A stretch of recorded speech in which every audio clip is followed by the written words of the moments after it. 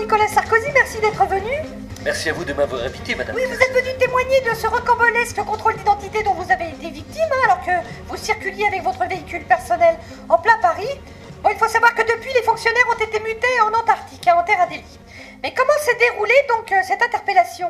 Est-ce que vous trouvez que c'est normal, madame Claire Chazal? Je roule en voiture, direction les Abbesses, où j'ai rendez-vous avec l'homme, Joe Star. Mais j'ai pas fait 500 mètres que les keufs m'arrêtent et me prient de me mettre sur le côté, afin de me soumettre à un contrôle d'identité, simple formalité, quand on a ses papiers. Mais voilà, je ne les avais pas sur moi, j'ai donc été invité au commissariat.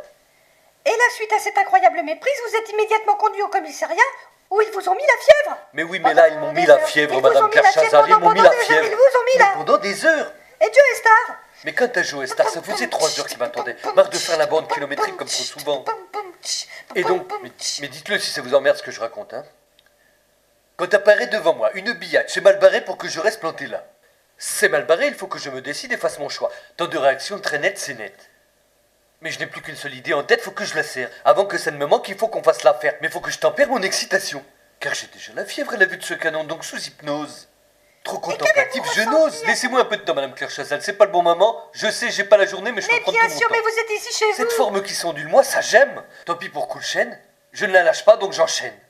Jamais d'un coup de lièvre. Alors pendant des heures, mais ils m'ont mis la fièvre. Pendant des heures, mais ils m'ont mis la fièvre. Mais ils m'ont mis la fièvre.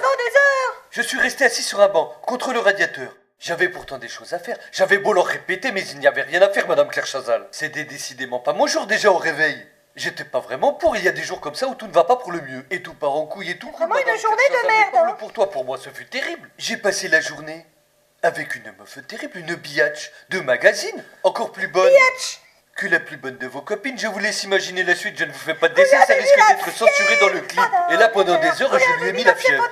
Mais je lui ai mis la fièvre pendant des heures. Mais qu'est-ce que vous croyez? Pendant des heures, il n'y a pas eu de répit, pas de crêpe. Pendant des heures, je n'avais rien d'autre à faire que de lui mettre la fièvre. Et là, je vous pose une question, madame Claire Chazal. Qu'est-ce que vous auriez fait à ma place? Je vous connais. Je sais que vous lui auriez mis la fièvre, vous aussi. Que PPDA ou Philippe Torreton ou je sais pas qui soit là ou pas, ça aurait été pareil. Vous lui auriez mis la fièvre. Et tout ça à base de pop.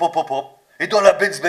Et c'est comme ça que ça se passe. Mais je vous arrête, vous venez de faire allusion à ma vie privée et je ne peux pas vous laisser porter de telles accusations. Surtout à une heure de grande écoute. D'abord, premièrement, Donc il se met la fièvre. nous allons Deuxièmement, arrêter pendant des heures. immédiatement. Pendant une heure, Et là, pendant je deux heures, peux vous pendant affirmer en 3 heures. tant que